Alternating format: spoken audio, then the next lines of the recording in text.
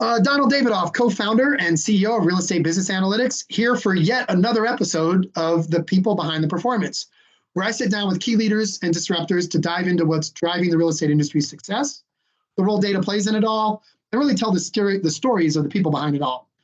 I'm here today with guest and great friend Steve Lefkovits. This is one I've really been looking forward to.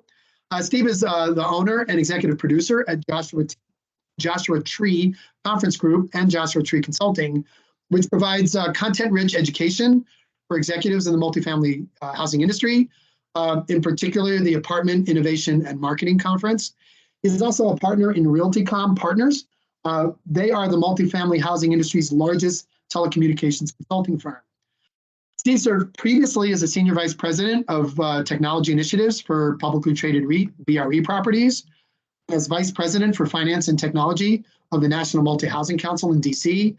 While at NMHC, he pioneered what was then the NMHC Technology Forum, has really grown into OpTech, which I think the industry is forever in debt to Steve for creating that. At the time, it was a new business practice area devoted to the efficient and profitable adoption of technology in the multifamily industry. As I said, it really turned into OpTech Conference, which is still the industry's leading gathering on technology for multifamily owners. A couple other things real quickly. Steve's an advisor or investor in about a dozen different prop tech companies, as well as some multifamily investment companies. He's a board member of FTech, Zeus Acquisition Corp., a special purpose acquisition company sponsored by Bancorp. That's a mouthful. Welcome, Steve. So glad to have you. Oh, thanks so much. It's good to be here this morning. Good morning. So let's just dive right in. I mean, as you think about the state of the industry today, what's on your mind? Well, I really am old enough to think about the industry in multiple chunks. I think about ownership separate from management, and I think about the capital markets people separate from prop tech investment and private equity. And, one of the things that I think about is that there are more actors in the industry today than there used to be, and more people with ideas and incentives to try to optimize some aspect of multifamily housing. And so it's leading to some confusion. And one of the things that really comes to mind for me is that I think there is universal technology fatigue right now. Mm-hmm. All the constituent actors are saying, hey, we love the promise of technology, or maybe we just like it a little bit, but the challenges of implementation and challenges of training and all these point source solutions, actually, we need more coordination about what we're doing. And I was at the Housing Industry Foundation dinner last night here in Millbrae, California, and one of the themes at the cocktail hour, a very heavy theme, was operational business model change and centralization. Mm-hmm. And so I think it's just a natural outgrowth of that fatigue, is people saying, hey, this technology has to be for something. And mm-hmm. we are in the business of doing something specific, not just trying to solve, not playing whack-a-mole, trying to solve right. Small things. Yeah, no, that's a really good point. I mean, you've been such a leader in terms of pushing the industry on technology, right? Creating the very first tech conference at NMHC, all the way through your work at BRE and Yeoman's work with AIM and other various conferences that you've created around this. Given that background, given some of those challenges and the sort of the industry's fatigue, what actually has you most excited right now in the industry? There are a number of companies that have taken the strategic direction of saying, hey, we are an apartment company, but we're going to differentiate our living experience, or we're mm-hmm. going to differentiate our brand to our associates. But primarily, we're going to differentiate living for our residents. And in doing mm-hmm. so, we hope to,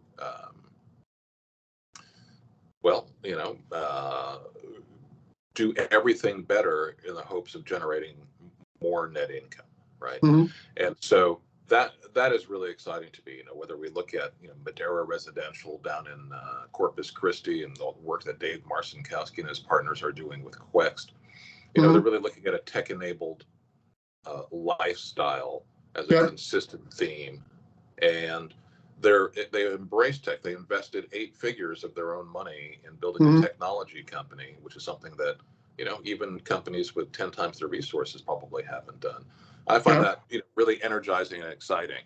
Or another example that's close to home in San Francisco is Iconic Capital spun up a startup called Central, and Central is a property management company that takes over whole buildings, and they're blending lodging, short-term rentals with annual rents.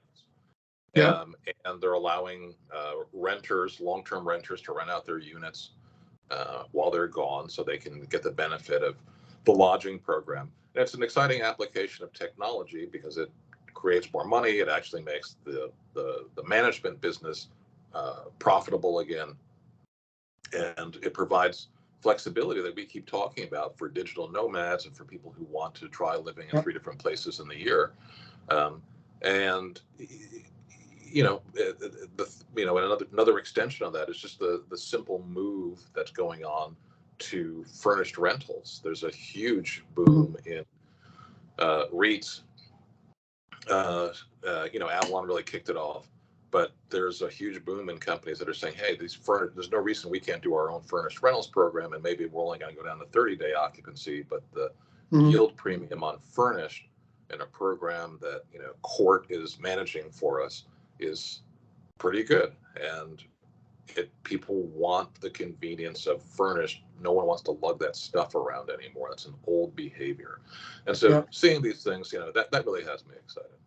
Yeah, no, those are interesting. I mean, I know Dave real well. I mean, Quext is one of our investors, and I know Dave real well. And actually, Central was a client of mine in the D2 days. It really is interesting, these different things coming along. So let's switch a little bit more to sort of your personal background. You've been in the industry a while, actually longer than me, and I'm feeling pretty old these days, so I don't know what that says about you. But how did you start out in the industry? I think you've got an interesting origin story. I don't know if it's interesting, but I when I got out of graduate school, I went to work for Prudential Securities in the municipal finance department, and I started out financing as the junior associate, financing private prisons, and then I got hired by the state of New York mortgage agency to help them restaff after an administration changeover. And State of New York Mortgage Agency and the Housing Finance Agency provided financial backstops, large-scale financial backstops for first-time homebuyer programs, as well as for an 80-20 high-rise program in New York. And so through working there, I got to meet some of the biggest lenders on the East Coast. And I met a bunch of New York developers right as development in New York came out of the doldrums. And so names that most famously, I got to meet Steve Ross, before he owned the Dolphins, and got to meet some of his team members, some of whom are still good friends of mine. And through connections like that, I heard about this job opening at the National Multi-Housing Council to be the capital markets lobbyist, and sort of the rest is history. So it's interesting because you started capital markets and yet you're kind of known for technology. How did that transition, and I think that transition occurred at NMHC. How did that happen?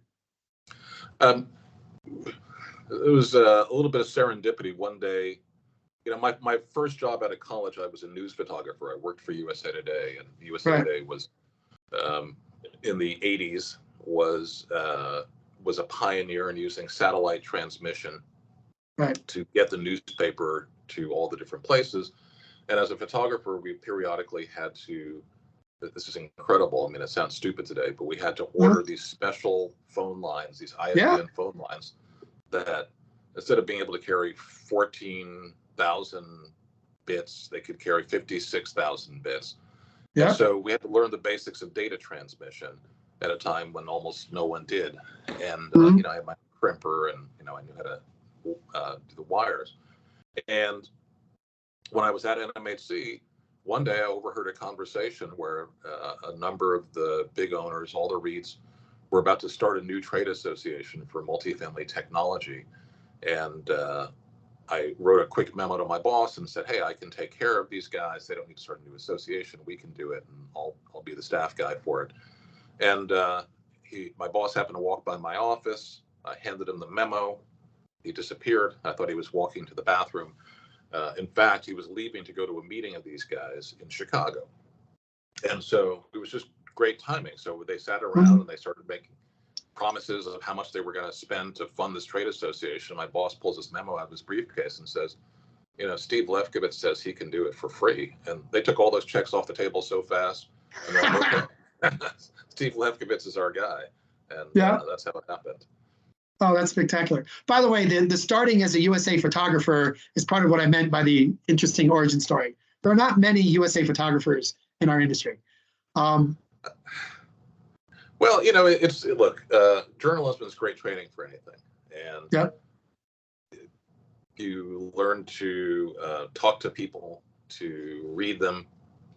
And, a lot of journalists end up doing very, very well. Even back in those days, we used to talk about one of our mythical compatriots. There was a guy who had worked for the Gannett Westchester newspapers as a business reporter, and then went on to, I think he went to go work for McKinsey after that. His name was Ken Manzi. He ended up being chairman of Lotus, back before Microsoft was.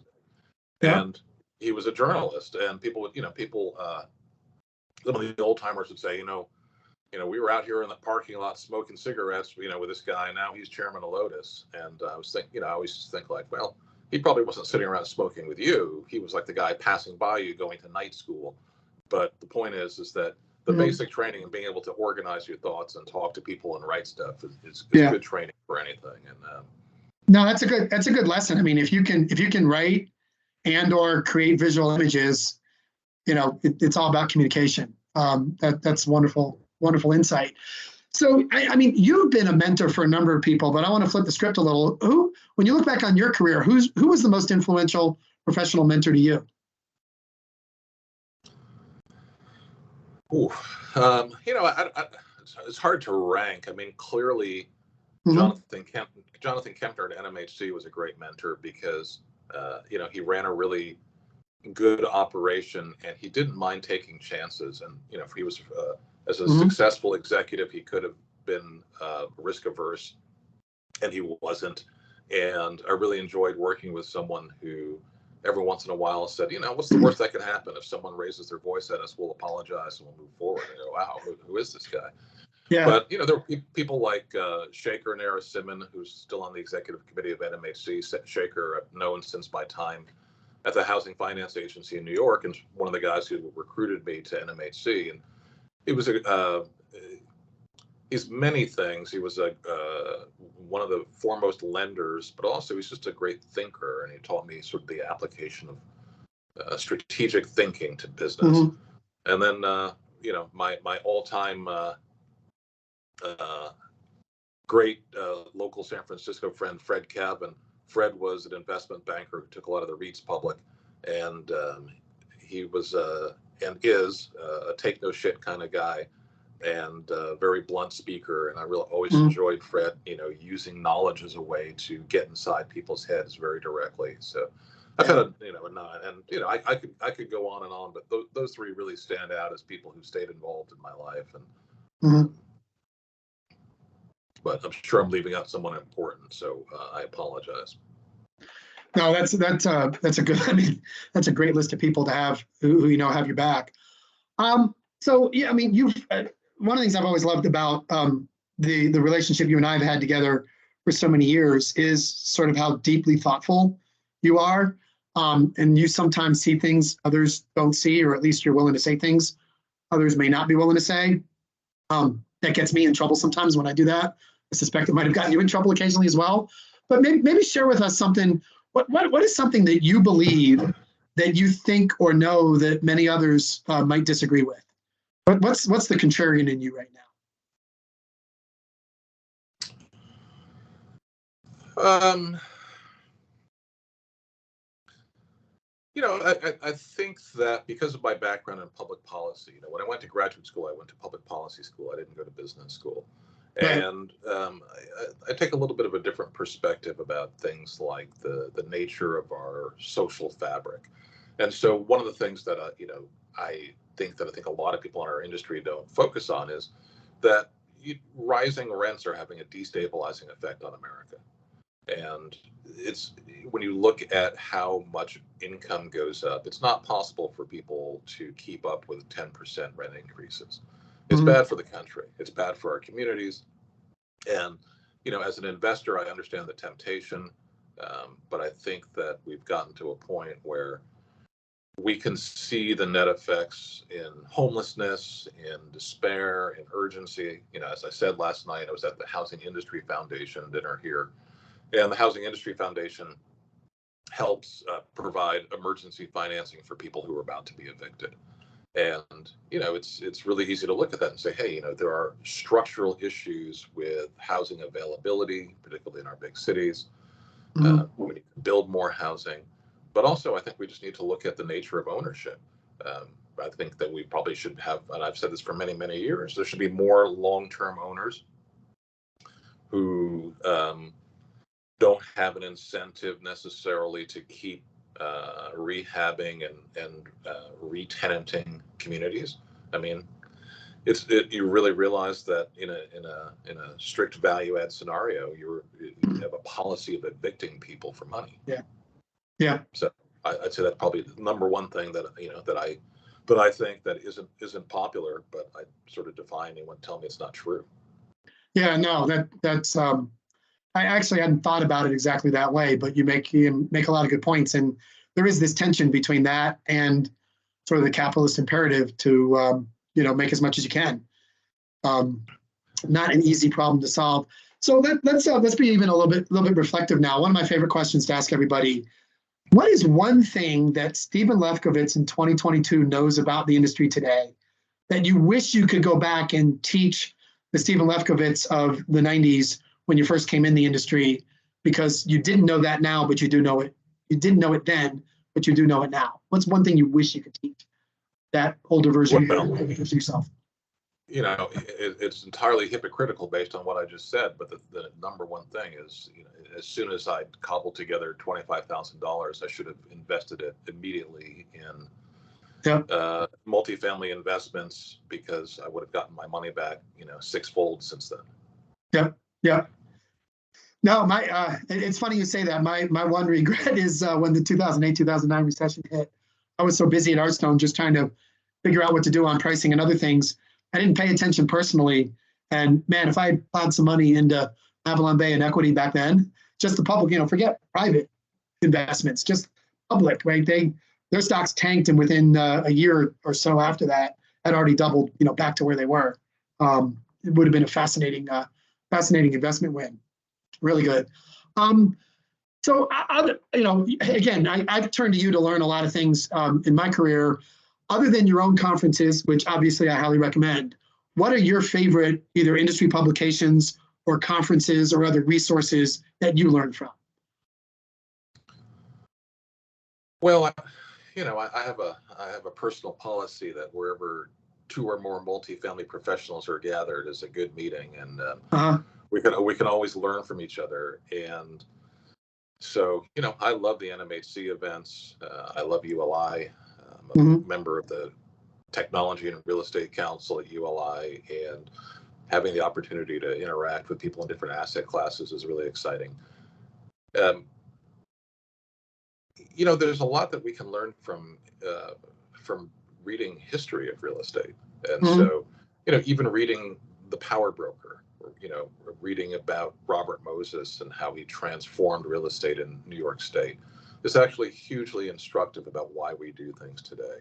The opportunities to learn, come everywhere. And I actually find it easier with older information because, for writers in the 50s and 60s, they didn't have the same urgency around trying to personally profit from the writing that we have today. So real estate executives in the 50s had time to write books about real estate investment and real estate operations. And what's really interesting is that they actually didn't see a bifurcation between investment and operations. It was the same entrepreneur.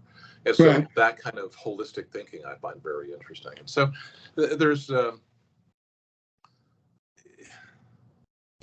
another way to think about it is, almost any time I can go to a conference of a different sector. I mean, going to the shopping center, ICSC's conference the first time was simply unbelievable to see how a different sector approached everything, starting from their hierarchy. And so to see the property owners at ICSC being the exhibitors, it was really revealing. And you have to think, well, let's see, how do I make my money?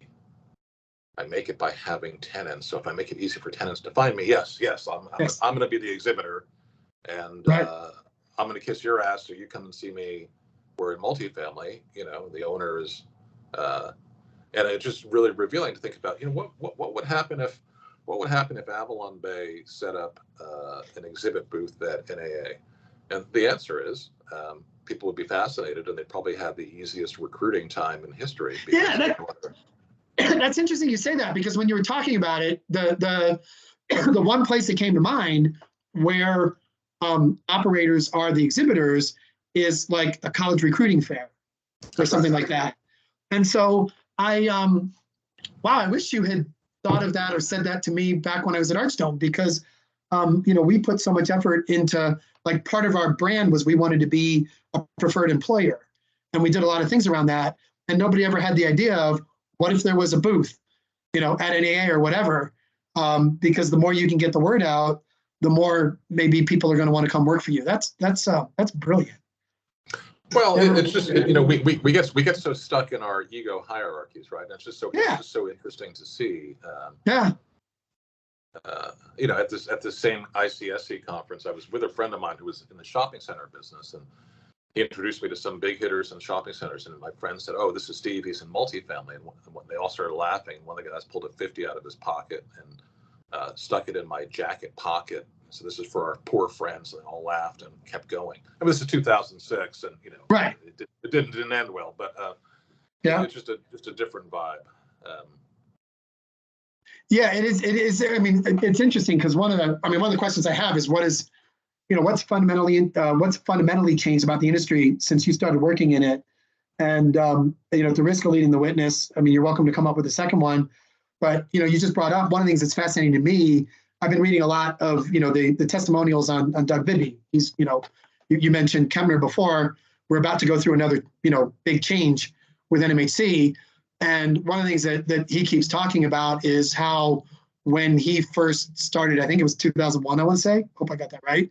Multifamily was the ugly stepchild, the Cinderella of the real estate industry. And you look over the 20 years since, and you can make the argument now that we're actually the preferred, right? Cinderella really did get the gown. We are the preferred investment vehicle. But that's certainly at least one big change. Feel free to comment on that, or maybe another change that you've seen over your 25-ish years in the industry. The number one change is the availability of capital. And when I started in the business, capital was still very scarce, and a lot of the REITs had been born out of desperation. They were cash-strapped affiliates of Trammell Crow that were running out of money. And to look at them today is, it's hard to believe these are the same entities. But more relevant, I think, for us all is that capital availability has trickled down. You don't have to be a 60-year-old, 40-year veteran of the industry and spend 2 years in a roadshow to attract $500 million. The opportunity for younger people to become entrepreneurs, to go to the family offices and raise capital, has created a level of competition in the business that simply wasn't there 20 years ago. And, in some ways, it's actually making the industry consolidate operations more. There's more opportunity for the very big property management companies. Just you investment guys, go buy and trade all you want. We'll be here managing the assets, and that's playing out. And to see the democratization of capital and the outcomes, to see more women principals, to see more people of color raising money. One of the most successful fundraisers in San Francisco is a group called Presidio Bay, led by South Asians. And, I look at these guys and I don't know, maybe they're 35. They're awesome. They do a great job. But it just would have been almost unthinkable 25 years ago that these guys would find capital, be able to do development deals, do multiple property types. So it's an exciting time. Yeah, you mentioned Bay Area and fundraising. I mean, a former consulting client of mine, Veritas, right? I don't know if you know Peng, who sure, I saw him last night. Leads. Yeah, so that's another example of diversity that maybe didn't exist, or definitely didn't exist 25 years ago, 20 years ago. 100%. Yeah, and it's also a great example of international capital, right? I mean, Peng's a great fundraiser overseas. Yeah. And just to put it in perspective,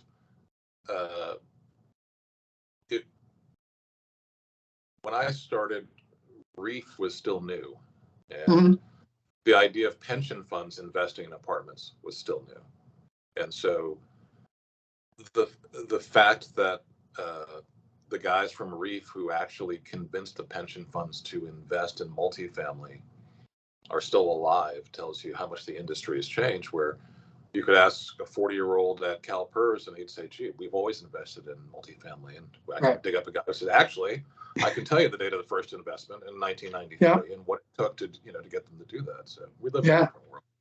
Yeah, we really do. So switching gears a little bit again, and then we'll get to our penultimate section. You mentioned earlier that you'd started as a photographer at USA Today. I mean, you do a lot of things outside the industry. One of the ones I've always been most fascinated in, and many people know, but many don't, is you're not just a photographer, but you're actually a world-class photographer. Some of the work you do is truly amazing. How did you get into that though? Because it's easy to say, oh, you started as a photographer at USA Today.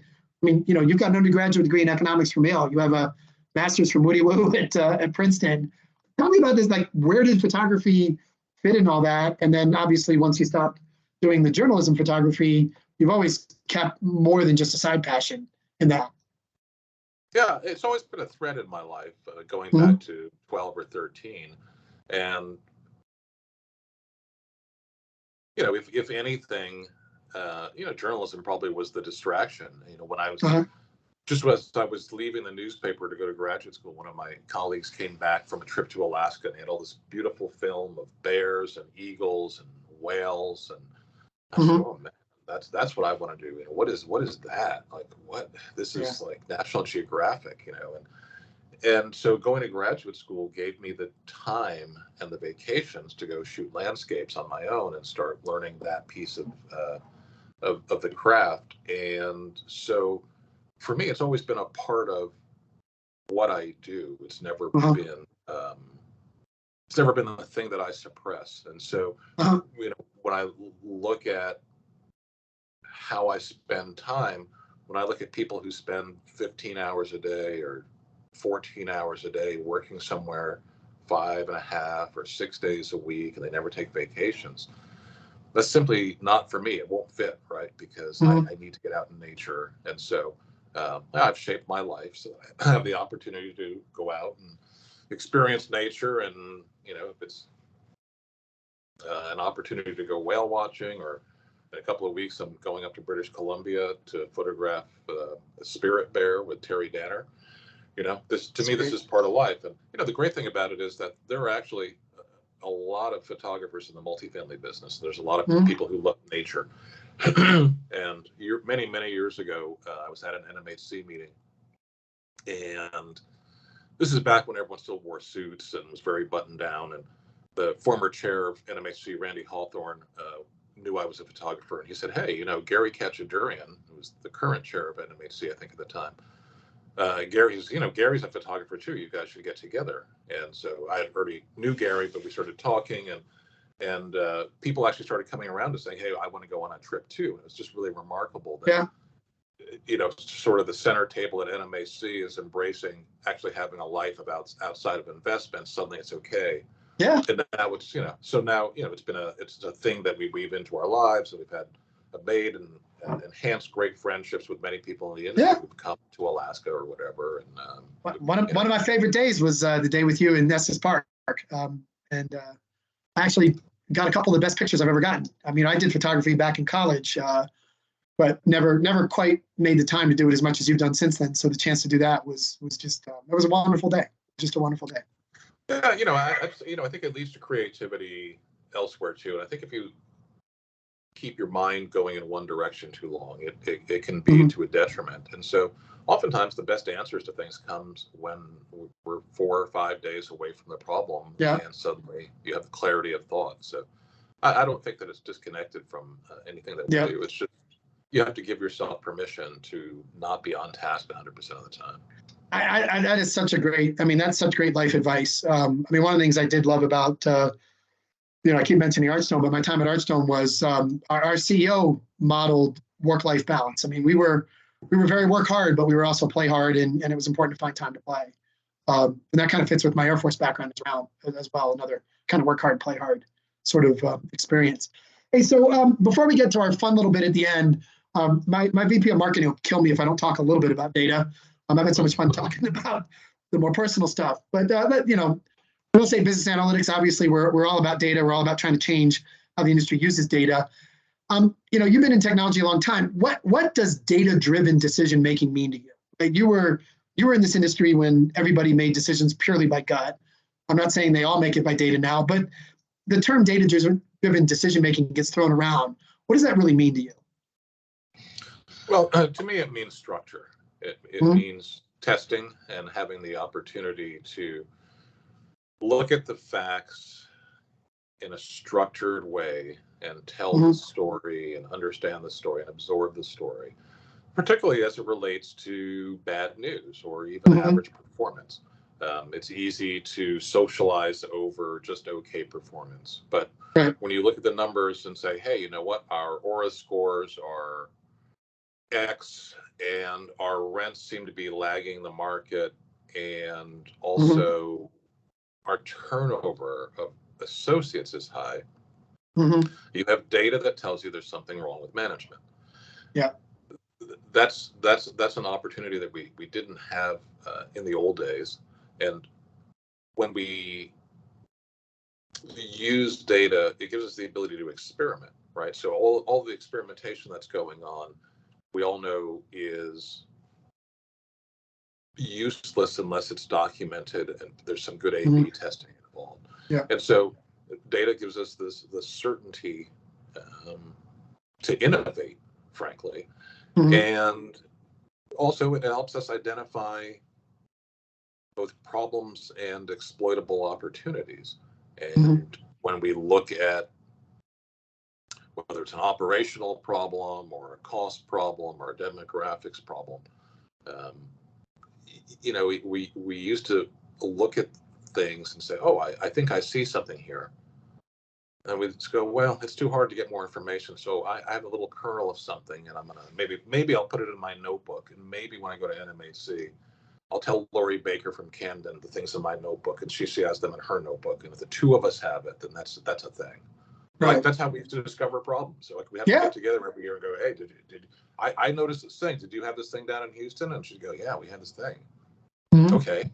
And then, I mean, it sounds probably sounds a little crazy to young people, but you go back to your boss and you go, hey, you know what? Mike Britty had this problem. Lori Baker had this problem. Dirk Wakeham. Hey, Dirk, he's a smart guy. He had this problem too. So it's a real thing. I go, okay, that's how we did data discovery. Yeah. Yeah. So how do you, I mean, you interact with and you've consulted with a lot of CEOs, COOs, et cetera. How does someone champion a data-driven culture? How do you make, yes, it's about structure, but it's about getting people to want that structure and to think in a structural way. You can only do so much top down. You gotta win the hearts and minds. But how do you champion a data culture? Well, I think some of it is personality based, because I think at root, I think the data culture is about fairness.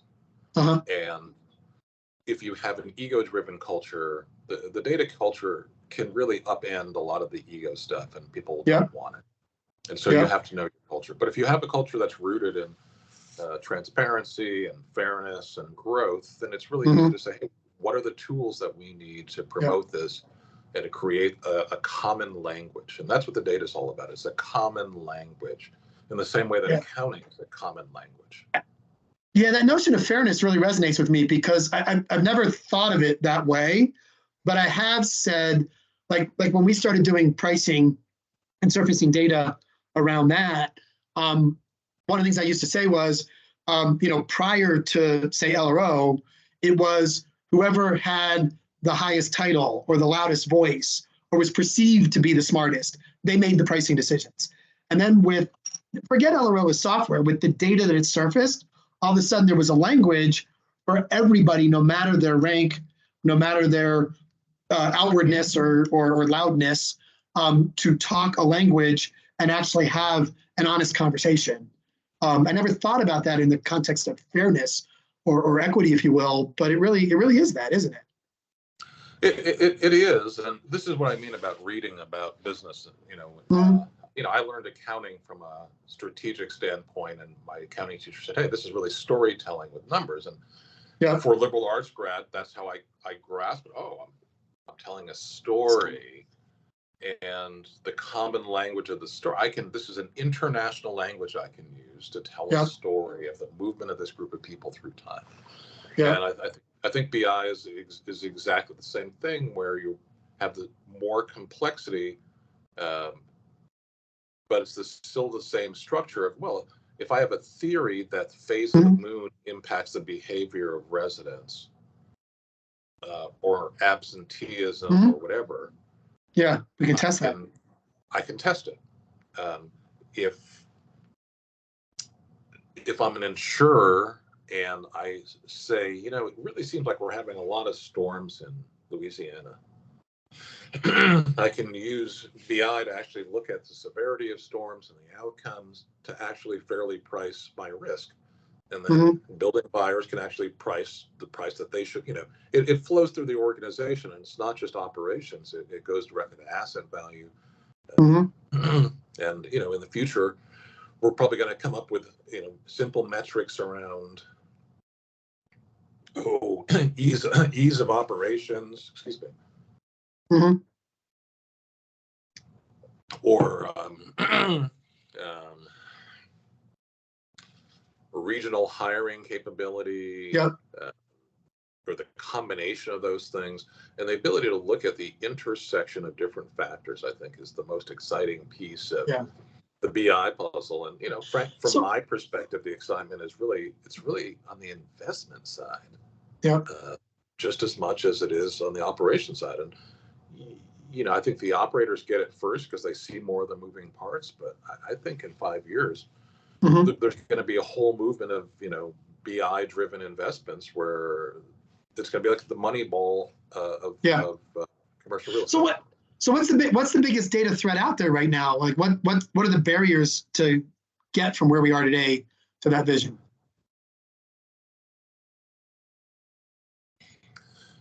Well, I think the biggest driver will be either the debt capital requiring it, or equity capital seeing an advantage.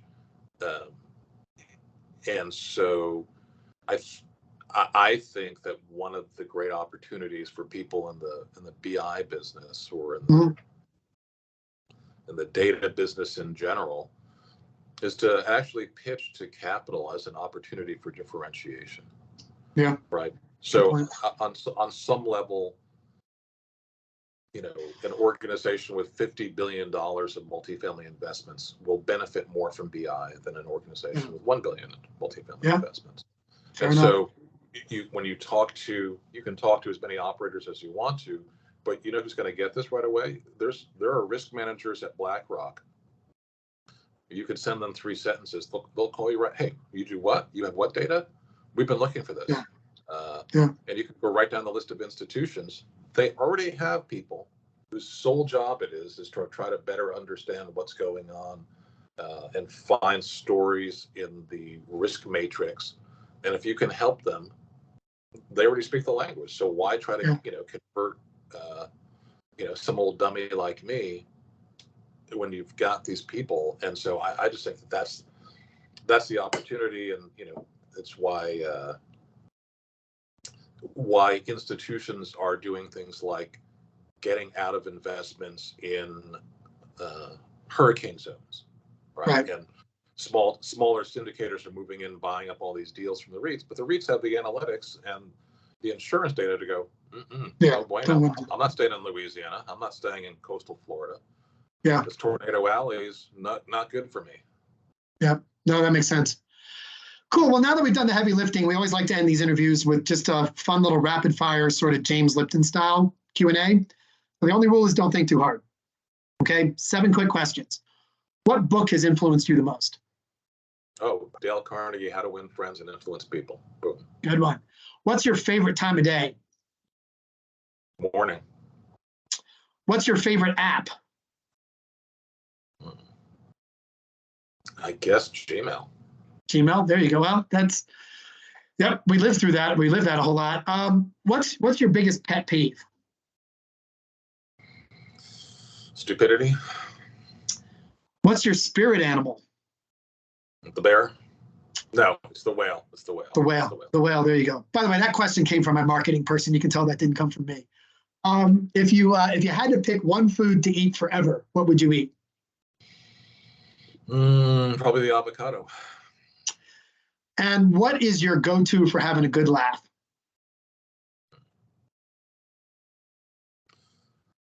My go-to for having a good laugh is to call my partner Dennis Cogbill and just talk about whatever happened during the day. For anybody who knows Dennis, they know immediately how that works. That's wonderful. Well, again, thanks for sharing your insights with us today, Steve.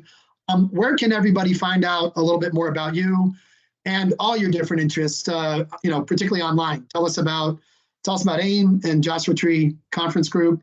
Tell us about RealtyCom Partners, and tell us a little bit about where people can see your photography as well. Well, most importantly, they can see my photography on pacific-landscapes.com or on Instagram at Steve Lefko Photo. The AIM conference website is aimconf.com, AIMCONF.com, and you can just Google AIM conference. And then RealtyCom Partners is also online. It's I'm sorry, it's a very hard to grasp name. It's Realty, REALTY, com, COM, RealtyCom Partners.com, all one thread. Excellent. Well, I hope some of our listeners check out all 3 of those, and as you say, particularly the photography. So thanks again, Steve. Thanks, pal. Good to see you.